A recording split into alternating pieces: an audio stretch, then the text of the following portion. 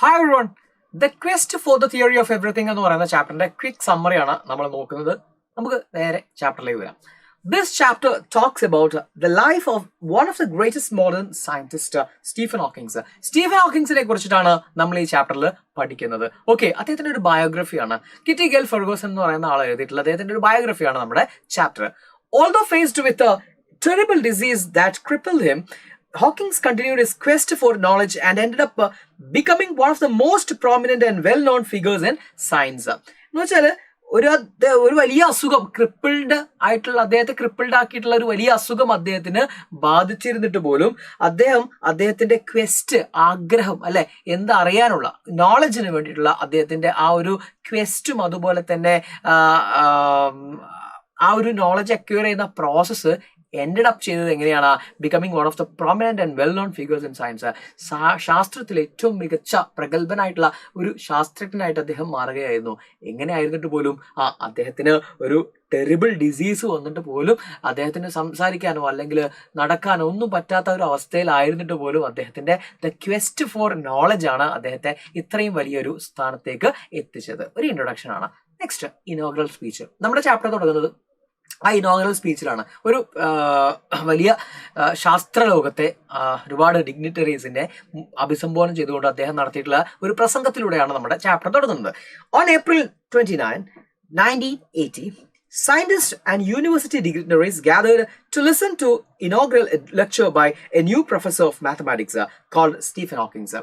1980 April 29 സയന്റിസ്റ്റുകളും അതുപോലെ തന്നെ യൂണിവേഴ്സിറ്റിയിലുള്ള പ്രഗത്ഭരായിട്ടുള്ള വിശിഷ്ട വ്യക്തികളും ഒക്കെ ഗ്യാദർ ചെയ്തു ഒരു വലിയ ഒരു ഓഡിറ്റോറിയത്തിനകത്ത്. എന്തിനാണെന്നറിയോ? To listen to the inaugural lecture. അവരൊരു ഉദ്ഘാടന പ്രസംഗത്തിനാണ് കാത്തിരിക്കുന്നത്. ഓക്കെ, ആരാണത് പറയുന്നത്? By a new professor of മാത്തമാറ്റിക്സിലെ ഒരു പുതിയ പ്രൊഫസർ അവിടെ വന്നിട്ടുണ്ട്. അദ്ദേഹത്തിന്റെ പേരാണ് സ്റ്റീഫൻ ഹോക്കിങ്സ്. ഇത്രയും ആളുകൾ അദ്ദേഹത്തെയാണ് വെയിറ്റ് ചെയ്തുകൊണ്ടിരിക്കുന്നത്. ദെൻ അന്ന് 38 വയസ്സാണ് അദ്ദേഹത്തിന്. Okay, the lecture was called is the end in sight for theoretical physics. Is the end in sight for the theoretical physics. Theoretical ഫിസിക്സിന്റെ അവസാനം അടുത്തു എന്നാണ് ഒരു എന്താ പറയാ, നമ്മുടെ സെഷന്റെ ആ ഒരു പ്രസംഗത്തിന്റെ ടൈറ്റിൽ അതായിരുന്നു. അപ്പോൾ അവരൊക്കെ പ്രതീക്ഷയോട് കൂടിയിട്ട് ഈ മനുഷ്യന്റെ പ്രസംഗം കേൾക്കാൻ വേണ്ടി കാത്തിരിക്കുകയാണ്. Hawking surprised his listeners by announcing that he thought it was. അദ്ദേഹം ആ കൂടിയിരിക്കുന്ന ആളുകളെ മുഴുവനും ആശ്ചര്യപ്പെടുത്തിക്കൊണ്ട് ഇങ്ങനെ പറയുകയുണ്ടായി, അതെ, എനിക്ക് തോന്നുന്നു ഇത് ശാസ്ത്രത്തിന്റെ അല്ലെങ്കിൽ ഫിസിക്സിന്റെ അവസാനമാണ് എന്ന് പറയുന്നത് ശരി വെച്ചുകൊണ്ടാണ് അദ്ദേഹം സംസാരിച്ചു തുടങ്ങിയത്. And invited them to. അപ്പൊ ആളുകളൊക്കെ ഞെട്ടി ഇത് കേട്ടപ്പോ. കാരണം ഒരിക്കലും ആളുകൾ പ്രതീക്ഷിക്കുന്നില്ല അല്ലെ. ചോദ്യം ഇതാണ്, is the end in sight of theoretical physics. Theoretical ഫിസിക്സിന്റെ അവസാനം അടുത്തോ എന്നാണ് ചോദ്യം. അപ്പൊ അത് അങ്ങനെയല്ല, എന്താ പറയാ, ഫിസിക്സിന് അങ്ങനെ ഒരു അവസാനം ഇല്ല എന്നൊക്കെ ആയിരിക്കും ആളുകൾ പ്രതീക്ഷിച്ചുകൊണ്ടിരിക്കുന്നത്. പക്ഷെ അദ്ദേഹം നേരെ തുടങ്ങിയത് തന്നെ എന്ത് പറഞ്ഞുകൊണ്ടാണ്? ആളുകളെ നെട്ടിച്ചുകൊണ്ടാണ്. അതെ, എനിക്ക് തോന്നുന്നു എന്ന് പറഞ്ഞിട്ടാണ് തുടങ്ങിയത്. I invited them to find a theory that explains the universe. എന്നിട്ട് അവരെ എല്ലാവരെയും ക്ഷണിക്കുകയാണ്. എന്തിന്? ടു ഫൈൻഡ് എ തിയറി, ഒരു പുതിയ തിയറി കണ്ടുപിടിക്കാൻ വേണ്ടിയിട്ട്. ഓക്കെ, ആ തിയറിയുടെ പ്രത്യേകത ഇറ്റ് എക്സ്പ്ലെയിൻസ് ദ യൂണിവേഴ്സ്. എല്ലാത്തിനെയും കുറിച്ചിട്ട് എക്സ്പ്ലെയിൻ ചെയ്യുന്ന അല്ലെ, that explains the universe. യൂണിവേഴ്സിനെ കുറിച്ചിട്ട് എക്സ്പ്ലെയിൻ ചെയ്യുന്ന and everything that happens in it. ഈ യൂണിവേഴ്സിൽ നടക്കുന്ന എല്ലാ സംഭവങ്ങളെയും കുറിച്ചിട്ട് എക്സ്പ്ലെയിൻ ചെയ്യാൻ പറ്റുന്ന ഒരു തിയറിയെ കുറിച്ചാണ് അദ്ദേഹം സംസാരിക്കുന്നത്. Okay, he sat silently in a wheelchair. ഈ മനുഷ്യൻ, ഇത്രയും വലിയൊരു കാര്യം സംസാരിക്കുന്ന ഈ മനുഷ്യൻ ഇരിക്കുന്നത് ഒരു wheel ചെയറിലാണ്. while one of the students read his lecture. അദ്ദേഹത്തിന്റെ ഒരു സ്റ്റുഡന്റ് ആണ്, സംസാരിക്കാനൊന്നും കഴിയില്ല. അപ്പൊ അദ്ദേഹത്തിന്റെ ഒരു സ്റ്റുഡന്റ് ആണ് ഈ ലെക്ചർ വായിച്ചു കൊടുക്കുന്നത്. Just by appearance, Hawking didn't seem like he could lead any adventure. കാണുന്ന കാഴ്ചയിൽ അദ്ദേഹത്തിന്റെ ആ ഒരു പ്രഥമ ദൃഷ്ടിയാൽ നമുക്ക് തോന്നും ഇത്ര വലിയൊരു അഡ്വഞ്ചർ ഒന്നും നയിക്കാനുള്ള ആ ഒരു കെൽപ്പ് അദ്ദേഹത്തിന് ഇല്ലാന്ന് അല്ലെ. അപ്പിയറൻസ് അല്ല അതൊക്കെ തീരുമാനിക്കുന്നതെന്ന് നമുക്കറിയാം. പക്ഷെ സ്റ്റീഫൻ ഹോക്കിങ്സിനെ കണ്ടു കഴിഞ്ഞാൽ ഓതർ പറയാണ്, അദ്ദേഹത്തിന്റെ അപ്പിയറൻസ് അദ്ദേഹത്തിനെ വല്ലാതെ ഇംപ്രസീവ് ആയിട്ട് നമുക്ക് തോന്നിപ്പിക്കുന്നില്ല. ഇത്രയും വലിയൊരു അഡ്വഞ്ചർ എടുക്കാൻ പറ്റുന്ന ആളാണെന്ന് അദ്ദേഹത്തെ കണ്ടിട്ട് തോന്നുന്നില്ല. Early life and college years എന്ന് വെച്ചാൽ അതിന്റെ അദ്ദേഹത്തിന്റെ ഒരു ബയോഗ്രഫിയിലേക്ക് പ്രോപ്പറായിട്ട് കടക്കാൻ പോവാണ്. ആദ്യത്തെ പാരാഗ്രാഫിൽ ഇങ്ങനെ അദ്ദേഹത്തിന്റെ മുതിർന്ന സമയത്തുള്ള പ്രശസ്തിയുടെ കൊടുമുടിയിൽ നിൽക്കുന്ന സമയത്തുള്ള ഒരു പ്രസംഗത്തെ പറ്റിയിട്ട് പറഞ്ഞിട്ട് എന്നിട്ട് നേരെ എവിടേക്ക് പോവാണ്? കിറ്റി ഗിൽ ഫെർഗൂസൺ ചെയ്യുന്നത് നമ്മുടെ അദ്ദേഹത്തിന്റെ ബയോഗ്രഫിയിലേക്ക് നേരിട്ട് പോവാണ്, അല്ലെങ്കിൽ അദ്ദേഹത്തിന്റെ ഏർലി ലൈഫിലേക്ക് പോവാണ്. Stephen William Hawkings was born on 8th January 1942. Okay, ഇനി ഇൻ ഓക്സ്ഫോർഡ്, ഇംഗ്ലണ്ടിലെ ഓക്സ്ഫോർഡ് എന്ന് പറയുന്ന സ്ഥലത്താണ് അദ്ദേഹം ജനിക്കുന്നത്. Frank and Isabel Hawkings, Stephen's parents were not rich. ഫ്രാങ്കും അദ്ദേഹത്തിന്റെ ഭാര്യയായിട്ടുള്ള ഇസബൽ ഹോക്കിങ്സും അത്ര വലിയ പണക്കാരൊന്നും ആയിരുന്നില്ല. But they valued education. പക്ഷെ ഈ ദമ്പതികൾ എഡ്യൂക്കേഷന് വളരെ പ്രാധാന്യം കൊടുത്തിട്ടുണ്ടായിരുന്നു. They planned for Stephen to go to the famous Westminster public school in London. അവരുടെ പ്രിയപ്പെട്ട മകനായിട്ടുള്ള സ്റ്റീഫനെ എവിടേക്ക് ചേർത്താൻ തീരുമാനിച്ചു? അന്ന് ആ നഗരത്തിലുള്ള ഏറ്റവും വലിയ സ്കൂളിൽ തന്നെ, വെസ്റ്റ്മിൻസ്റ്റർ എന്ന് പറയുന്ന പബ്ലിക് സ്കൂളിൽ അവനെ ചേർത്താൻ വേണ്ടിയിട്ട് ആഗ്രഹിച്ചു. But he was ill at the time of the scholarship examination. പക്ഷെ സ്കൂളിലേക്കുള്ള പ്രവേശന പരീക്ഷയുടെ ദിവസം അദ്ദേഹത്തിന് അസുഖം ബാധിച്ചു. So he attended the local Saint Alban school. അങ്ങനെ അദ്ദേഹം ലോക്കൽ സെന്റ് എൽബൻ മറ്റൊരു സ്കൂളിൽ അദ്ദേഹം എന്ത് ചെയ്യാണ്? അഡ്മിഷൻ എടുക്കുകയാണ്. സെയിന്റ് ആൽബൻ സ്കൂളിൽ അഡ്മിഷൻ എടുക്കുകയാണ്. നെക്സ്റ്റ്, അറ്റ് ഏജ് ഓഫ് 8, അങ്ങനെ 8ാമത്തെ വയസ്സിൽ he was thinking seriously about becoming A scientist. അദ്ദേഹം വളരെ എന്താ പറയാ, കൂലങ്കശമായിട്ട് അല്ലെങ്കിൽ വളരെ സീരിയസ് ആയിട്ട് അദ്ദേഹം ഇങ്ങനെ ആലോചിച്ചുകൊണ്ടിരിക്കുകയാണ്, എന്താവണം? സയന്റിസ്റ്റ് ആവണം എന്നതിനെ പറ്റിയിട്ട്. His father encouraged him to go to the medicine like him. അച്ഛൻ പറഞ്ഞു, എൻ്റെ മേഖലയിലേക്ക് വാ, നീയും മെഡിസിൻ എടുത്തിട്ട് പഠിക്കണമെന്ന് പറഞ്ഞു. But Stephen founded biology to indefinite. പക്ഷെ സ്റ്റീഫനെ സംബന്ധിച്ചിടത്തോളം ബയോളജി എന്ന് പറയുന്ന സബ്ജക്ട് കുറച്ചുകൂടെ ഇൻഡെഫിനിറ്റ് ആയിട്ട് അദ്ദേഹത്തിന് തോന്നി, ഡെഫിനിറ്റ് അല്ലാതെ അദ്ദേഹത്തിന് തോന്നി. Young Stephen was just like an ordinary school boy, slow in learning to read and with horrible handwriting. സാധാരണ കുട്ടികളെ പോലെ തന്നെയായിരുന്നു നമ്മുടെ സ്റ്റീഫൻ ഹോക്കിങ്സും. അസാധാരണമായിട്ട് ഒരു ഗിഫ്റ്റഡ് ചൈൽഡിന്റെ ഒരു ക്വാളിറ്റീസ് ഒന്നും കാണിച്ചിട്ടില്ല. അദ്ദേഹം ബുദ്ധിമുട്ടുള്ള പതുക്കെ പഠിച്ചെടുക്കുന്ന, അതുപോലെ തന്നെ വൃത്തികെട്ട ഹാൻഡ് റൈറ്റിംഗ് ഉള്ള ഒരു മനുഷ്യനായിരുന്നു, ഒരു കുട്ടിയായിരുന്നു. At 14, Stephen wanted to pursue mathematics and physics. അങ്ങനെ 14ാമത്തെ വയസ്സിൽ സ്റ്റീഫന് മാത്തമാറ്റിക്സും അതുപോലെ തന്നെ ഫിസിക്സിനും പറ്റിയിട്ട് പഠിക്കണമെന്ന് അദ്ദേഹത്തിന് തോന്നി. His father was not happy because there was no jobs in mathematics except teaching. അച്ഛന് തീരെ ഇഷ്ടപ്പെട്ടില്ല, കാരണം അച്ഛൻ്റെ അദ്ദേഹത്തിന്റെ മകന്റെ ഭാവിയാണ് അദ്ദേഹം ആലോചിച്ചുകൊണ്ടിരിക്കുന്നത്. അപ്പം ടീച്ചിങ്ങിൽ ഒരു സ്കോപ്പ് ഉണ്ടെന്നല്ലാതെ മാത്തമാറ്റിക്സ് എടുത്തിട്ട് വേറെ വലിയ സ്കോപ്പുകളൊന്നും ഇല്ലാന്ന് അദ്ദേഹത്തിന് അറിയാമായിരുന്നു. സോ അദ്ദേഹം കൺഫ്യൂസ്ഡ് ആയി, അച്ഛന് വളരെ ഡിസ്റ്റർബ്ഡ് ആയി. He also wanted his son to attend Oxford. മാത്രമല്ല അദ്ദേഹത്തിന് മറ്റൊരാഗ്രഹം തന്റെ യൂണിവേഴ്സിറ്റി ആയിട്ടുള്ള ഓക്സ്ഫോർഡിൽ അവനെ ചേർത്തണമെന്നായിരുന്നു. His own college and it offered no mathematics. പക്ഷെ അവിടെ ആണെങ്കിൽ എന്തുമില്ല, മാത്തമാറ്റിക്സും ഇല്ല. മകനെ ഓക്സ്ഫോർഡിൽ ചേർത്തണം എന്നാണ് അച്ഛൻ്റെ ആഗ്രഹം. ആ ആഗ്രഹത്തിന് വിപരീതമായിട്ട് മകനൊരു താല്പര്യം എവിടെ എന്ത് പഠിക്കാൻ? മാത്തമാറ്റിക്സ് പഠിക്കാൻ. ഓക്സ്ഫോർഡിൽ മാത്തമാറ്റിക്സ് ഇല്ല. Okay, Stephen followed his father's advice and went to Oxford to study natural science. അങ്ങനെ അച്ഛന്റെ ആഗ്രഹപ്രകാരം സ്റ്റീഫൻ എവിടേക്ക് പോയി? നമ്മുടെ ഓക്സ്ഫോർഡിലേക്ക് തന്നെ പോയി. അവിടെ അദ്ദേഹം എന്താണ് പഠിക്കുന്നത്? അദ്ദേഹം പഠിക്കുന്നത് നാച്ചുറൽ സയൻസ് ആണ് പഠിക്കുന്നത്. സ്പെഷ്യലൈസിങ് ഇൻ ഫിസിക്സ്. നമുക്ക് ഓരോ മെയിൻ സബ്ജക്റ്റുകൾ ഉണ്ടാവുമല്ലോ ഡിഗ്രിക്കൊക്കെ പോകുന്ന സമയത്ത്. ഫിസിക്സിലാണ് അദ്ദേഹം മെയിൻ ഫോക്കസ് ചെയ്യുന്നത്.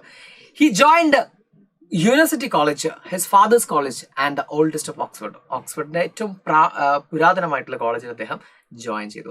At first he was sad and bored. ആദ്യമൊക്കെ അദ്ദേഹത്തിന് കോളേജിലൊക്കെ ഭയങ്കര സങ്കടവും അതുപോലെ തന്നെ ഒരു ഉഷാറില്ലായിരുന്നു, അദ്ദേഹത്തിന് ദുഃഖമായിരുന്നു. But then he began enjoying Oxford. അങ്ങനെയാണ് ഫസ്റ്റ് ഇയർ ഒക്കെ നമ്മൾ അറിയില്ല, ഫസ്റ്റ് ഇയർ ഒന്നും നമുക്കത്ര ഇൻട്രസ്റ്റിംഗ് ആവില്ല അല്ലേ. പെട്ടെന്ന് തന്നെ പിന്നീട് നമ്മൾ എന്ത് ചെയ്യും? നമ്മൾ അവിടുത്തെ ആളായിട്ട് മാറും. Then he began enjoying Oxford. പതുക്കെ അദ്ദേഹം ഓക്സ്ഫോർഡിനെ ഇഷ്ടപ്പെട്ടു തുടങ്ങി. He became popular, had long hair and was famous for his wit, like a classical music and science fiction. He liked classical music and science fiction and took part in sports. അപ്പൊ അദ്ദേഹത്തെ കുറിച്ചിട്ട് കുറച്ച് കാര്യങ്ങൾ പറയാണ്. അന്ന് അദ്ദേഹം എങ്ങനെയായിരുന്നു? പെട്ടെന്ന് തന്നെ അദ്ദേഹത്തിന്റെ അറിവ് കൊണ്ട് പോപ്പുലറായി, കുട്ടികൾക്കിടയിലൊക്കെ പോപ്പുലറായി, അവിടെ യൂണിവേഴ്സിറ്റിയിൽ പോപ്പുലറായി. ലോങ് ഹെയർ ഉണ്ടായിരുന്നു അദ്ദേഹത്തിന്, നീളമുള്ള മുടിയായിരുന്നു. വാസ് ഫേമസ് ഫോർ ഹിസ് വിറ്റ് എന്ന് വെച്ചാൽ അദ്ദേഹത്തിന്റെ നോളജ് കൊണ്ട് അദ്ദേഹം വളരെ ഫേമസ് ആയിരുന്നു.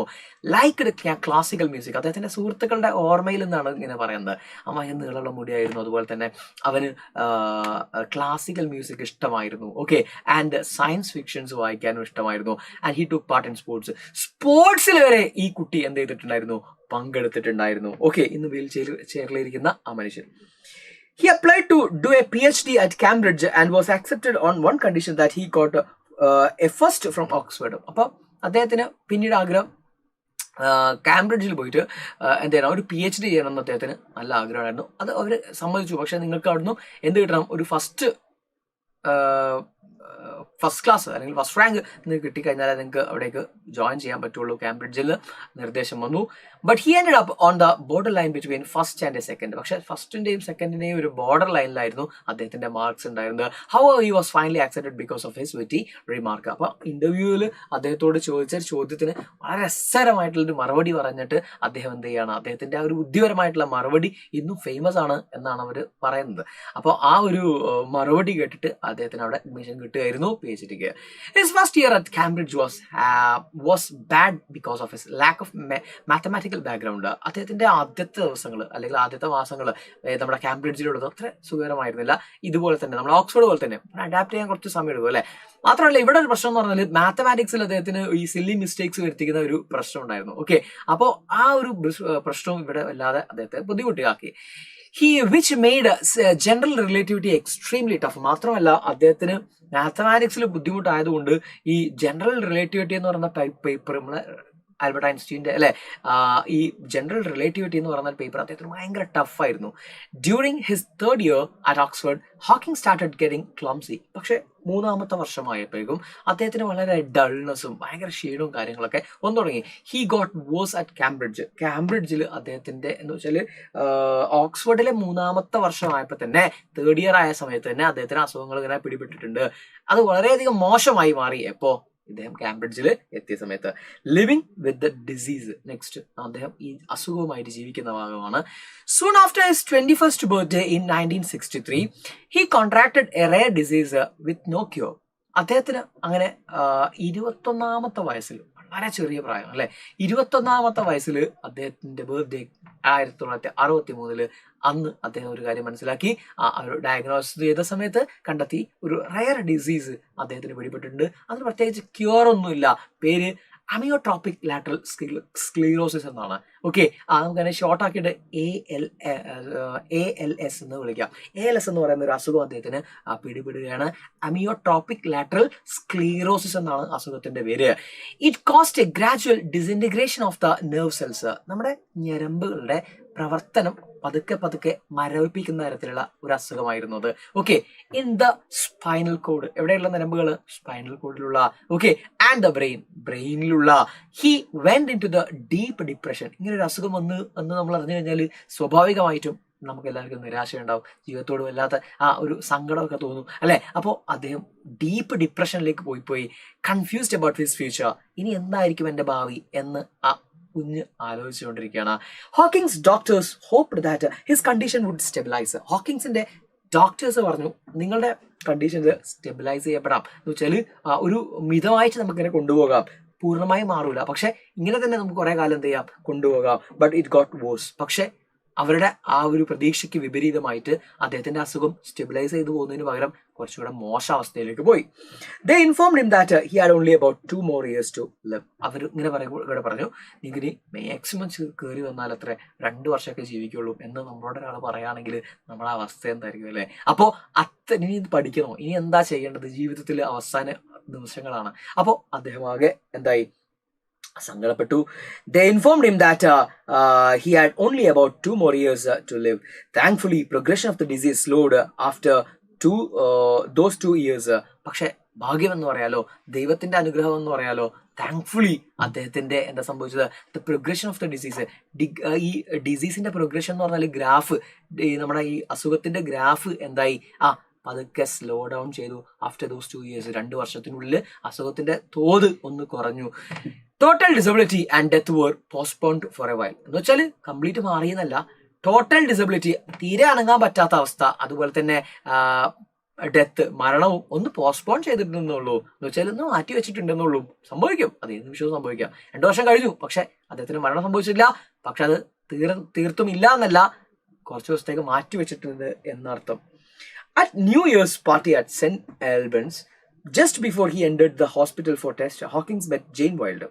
അങ്ങനെ ഒരു ന്യൂ ഇയർ പാർട്ടിയുടെ അന്ന് സെയിന്റ് ആൽബൻസിൽ വെച്ചിട്ട് അദ്ദേഹം ഹോസ്പിറ്റലിലേക്ക് ഡയഗ്നോസിസിന് പോകുന്നതിന് തൊട്ട് മുമ്പേയുള്ള ദിവസം അദ്ദേഹം ജെയിൻ വൈൽഡ് എന്ന് പറയുന്ന അദ്ദേഹത്തിന്റെ ജീവിത സഖിയെ കണ്ടുമുട്ടുകയാണ്. She like this wit. അവൾക്ക് അദ്ദേഹത്തിന്റെ വിറ്റ്, അറിവ് വളരെയധികം ഇഷ്ടമായിരുന്നു. And thought he was interesting. അദ്ദേഹം വളരെ ഇൻട്രസ്റ്റിംഗ് പേഴ്സൺ ആണെന്ന് അവൾക്ക് തോന്നുകയും ചെയ്തു. When Jane met him again after his discharge from the hospital. He was in a pathetic state. പക്ഷെ പിന്നീട് ഹോസ്പിറ്റലൊക്കെ ആയി ഇങ്ങനെയൊക്കെ ഡോക്ടേഴ്സൊക്കെ പറഞ്ഞിട്ട് അദ്ദേഹത്തെ നമ്മൾ ജെയിൻ വൈൽഡ് കാണുന്ന സമയത്ത് അദ്ദേഹം വല്ലാത്തൊരു പത്തറ്റിക് കണ്ടീഷനിലായിരുന്നു. അദ്ദേഹത്തിന് ഒരു വളരെയധികം പരിതാപകരമായിട്ടുള്ള ഒരു അവസ്ഥയിലായിരുന്നു അദ്ദേഹം ഉണ്ടായിരുന്നത്.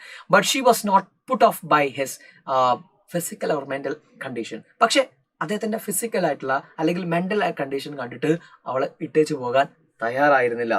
Hawkins admired her optimism and their friendship developed slowly. ഹോക്കിങ്സിനാണെങ്കിൽ അവളുടെ ഈ ഒപ്റ്റിമിസം വളരെ ഇഷ്ടമാണ്. ചില ആളുകൾ അങ്ങനെ ഭയങ്കര പോസിറ്റീവ് ആയിരിക്കും. അതാണ് ഈ ഒപ്റ്റിമിസം എന്ന് പറയുന്നത്.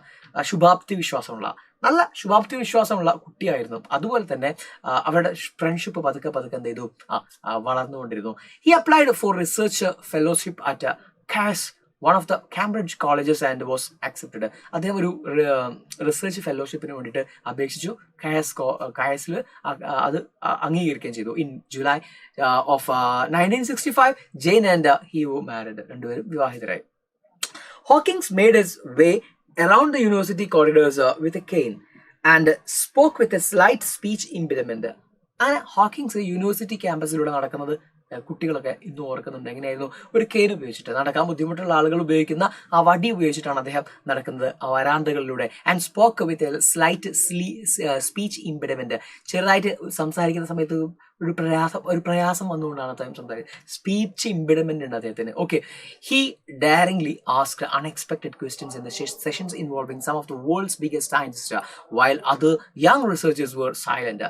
റിസർച്ച് സ്കോളേഴ്സ് ആണല്ലോ ഇവര്, അല്ലെ? PhD പഠിച്ചുകൊണ്ടിരിക്കല്ലേ. അപ്പൊ അവിടേക്ക് ഒരുപാട് ഈ സെമിനാറുകളും സെഷൻസ് ഒക്കെ ഉണ്ടാവും. അപ്പൊ ലോകത്തിലെ തന്നെ പ്രഗത്ഭരായിട്ടുള്ള ശാസ്ത്രജ്ഞന്മാരൊക്കെ വന്നിട്ടുള്ള പരിപാടികളിൽ ഇദ്ദേഹം വളരെ വലിയ ചോദ്യങ്ങൾ അൺഎക്സ്പെക്ടഡ് ആയിട്ടുള്ള ക്വസ്റ്റ്യൻസ് ചോദിക്കാൻ ഇദ്ദേഹത്തിന് ധൈര്യം ഉണ്ടായിരുന്നു. ഹി ഡെയർഡ് എന്ന് പറയുന്നത്, daringly asked such questions. Okay. ഇത്തരം വലിയ ആളുകളുടെ ചോദ്യങ്ങൾ ചോദിക്കാറുണ്ടായിരുന്നു. While other young researchers were silent. ബാക്കിയുള്ള യങ് റിസർച്ചേഴ്സ്, അദ്ദേഹത്തിന്റെ കൊളീഗ്സ്, അദ്ദേഹത്തിന്റെ ക്ലാസ്മേറ്റ്സ് ഒക്കെ വളരെയധികം ഭയത്തോടു കൂടി ഇരിക്കുന്ന സമയത്ത് ഇദ്ദേഹം ഡയറിംഗ്ലി ഇങ്ങനെ ക്വസ്റ്റ്യൻസ്, അൺഎക്സ്പെക്ടഡ് ക്വസ്റ്റ്യൻസ് ചോദിക്കുമായിരുന്നു. His reputation as a genius other Einstein began then. അങ്ങനെ അന്ന് മുതലാണ്, അല്ലെങ്കിൽ ആ സമയം മുതലാണ് അദ്ദേഹത്തിന്റെ ഒരു വിളിപ്പേര് അദ്ദേഹത്തിന് എന്താണ്? എ ജീനിയസ് എന്ന പേര്. അതുപോലെ തന്നെ അനദർ ഐൻസ്റ്റീൻ എന്നൊക്കെ കുട്ടികൾ അദ്ദേഹത്തെ വിളിച്ചു തുടങ്ങി. In 1980, a need for funds made him think of writing a book about the universe. അങ്ങനെ 1980 അദ്ദേഹത്തിന് കുറച്ച് പൈസയുടെ ആവശ്യം വന്നു. അപ്പോഴാണ് അദ്ദേഹം ഒരു പുസ്തകം എഴുതുന്നതിനെ കുറിച്ചിട്ട് ആലോചിച്ചത്. ഓക്കെ.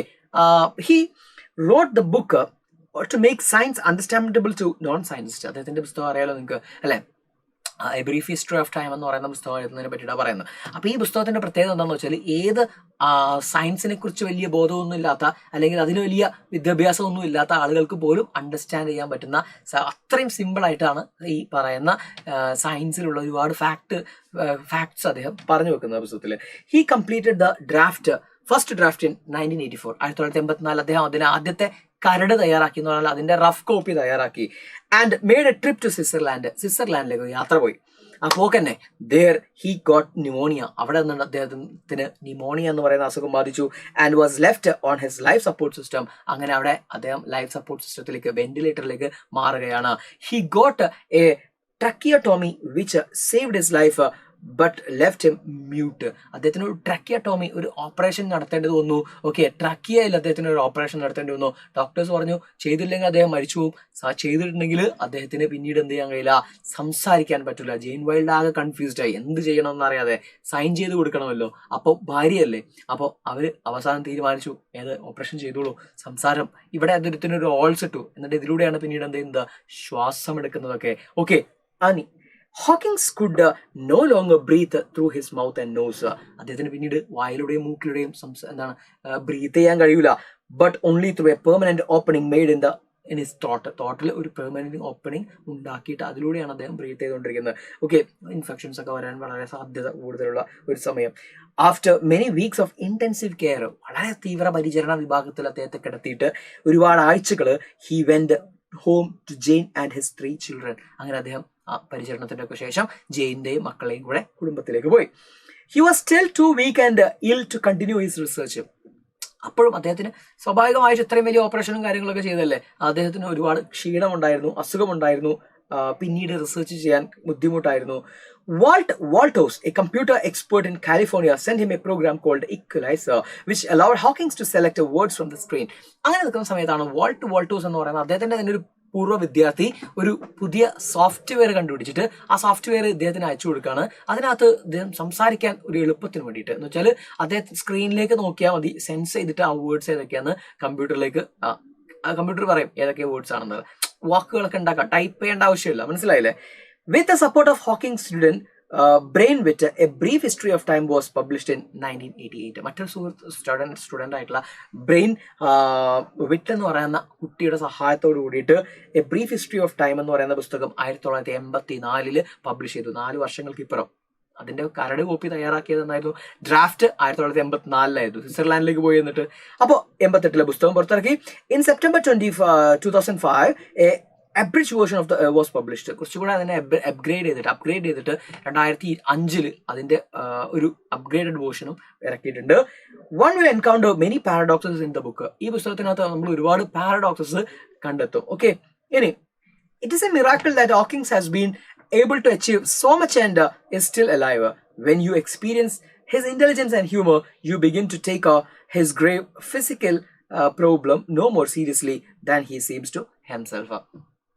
അപ്പോൾ ഒരു വലിയ മിറാക്കിളാണ്. ഇത്രയും വലിയൊരു അസുഖത്തിന് അടിമയായിരുന്ന ആള് ഇന്നും ജീവിച്ചിരുന്നു, അല്ലെങ്കിൽ പിന്നീട് ഒരുപാട് കാലം അദ്ദേഹം ജീവിച്ചിരുന്നു എന്ന് പറയുന്നത് ഒരു അത്ഭുതപരമായിട്ടുള്ള കാര്യം തന്നെയാണ്. ഓക്കെ, അതുപോലെ Stephen was has overcome his crippling disease to become the biggest figure in the world of physics. അദ്ദേഹത്തിന്റെ ക്രിപ്പിൾനെസ് എന്ന് പറയുന്ന അല്ലെങ്കിൽ ALS എന്ന് പറയുന്ന ആ ഒരു മാരകമായിട്ടുള്ള അസുഖത്തെ അതിജീവിച്ച് അദ്ദേഹം ഇന്ന് ഫിസിക്സിൽ വേൾഡ് ഓഫ് ഫിസിക്സിൽ ഒരു വലിയ ഫിഗറായിട്ട് അല്ലെങ്കിൽ ഒരു സൂപ്പർനോവ ആയിട്ട് ജ്വലിച്ചു നിൽക്കുന്നു എന്ന് പറഞ്ഞിട്ട് ഓഥർ അവസാനിപ്പിക്കുകയാണ്.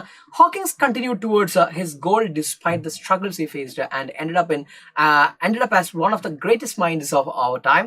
His life and journey inspired us to do our best, notwithstanding the difficulties that lie in our path. എന്ന് വെച്ചാൽ അദ്ദേഹത്തിന്റെ ഒരു ലൈഫ് നമ്മൾക്ക് പഠിപ്പിച്ചു തരുന്നത് എന്താന്ന് വെച്ചാൽ അദ്ദേഹത്തിന്റെ ഒരുപാട് സ്ട്രഗിൾസും ഒക്കെ നമ്മൾ എന്ത് ചെയ്യേണ്ടി വരും, നമ്മൾ ഫേസ് ചെയ്യേണ്ടി വരും അല്ലെ. എന്നാൽ നമ്മൾ കണ്ടിന്യൂ ചെയ്യണം. എന്തിനു വേണ്ടിയിട്ട്? നമ്മളെ ഗോള് സെറ്റ് ചെയ്തിട്ട് ആ ഗോളിലേക്ക് എത്താൻ വേണ്ടിയിട്ട് നമ്മൾ എന്ത് ചെയ്യണം, വർക്ക് ചെയ്തുകൊണ്ടേയിരിക്കണം. ഓക്കെ, അതിന് എന്തെല്ലാം അഡ്വേഴ്സിറ്റീസ് വരികയാണെങ്കിലും എന്തെല്ലാം അസുഖങ്ങളാണെങ്കിലും അങ്ങനെ അത്തരത്തിലുള്ള ഒബ്സ്റ്റക്കിൾസ് വരികയാണെങ്കിലും നമ്മൾ അതിനെ മറികടന്നിട്ട് എന്തിലേക്ക് എത്തണം, നമ്മൾ ഗോളിലേക്ക് എത്താൻ വേണ്ടിയിട്ട് ശ്രമിക്കണമെന്നാണ് ഓഥർ പറഞ്ഞു വെക്കുന്നത്. ഓക്കെ, അപ്പോൾ കമ്പാരിറ്റീവ്ലി ചാപ്റ്റർ 3 ഉള്ളൂ, ചാപ്റ്റർ കഴിഞ്ഞു. കമ്പാരിറ്റീവ്ലി നമുക്ക് ക്വസ്റ്റ്യൻസ് ഈ ചാപ്റ്ററിൻ്റെ അകത്തുനിന്നും കുറവാണ് ചോദിക്കാറ്. ചാപ്റ്റർ 1 നന്നായിട്ട് മനസ്സിലാക്കി വെക്കുക. അതിൻ്റെ അകത്തുനിന്നായിരിക്കും മിക്കവാറും എന്ത് വരിക, ചോദ്യങ്ങൾ ഉണ്ടാവുക. പ്രൊഫൈൽ സാധാരണഗതിയിൽ ചോദിക്കുന്ന ഒരു ചോദ്യമാണ്. അതിനു വേണ്ടിയിട്ട് നമ്മൾ ഈ ചാപ്റ്ററിന്റെ സമ്മറി ഒന്നും പഠിച്ചു വെക്കേണ്ട ആവശ്യമില്ല. അപ്പൊ ഞാൻ ഈ പറഞ്ഞ ഒരു കഥ പോലെ നിങ്ങൾ എന്ത് ചെയ്താൽ മതി, ഈ സംഭവങ്ങളൊക്കെ ഓർത്തു വെച്ചാൽ മതി. ഇതിനപ്പുറത്തേക്ക് ചാപ്റ്ററിലേക്ക് പോകേണ്ടതില്ല. Okay, thank you.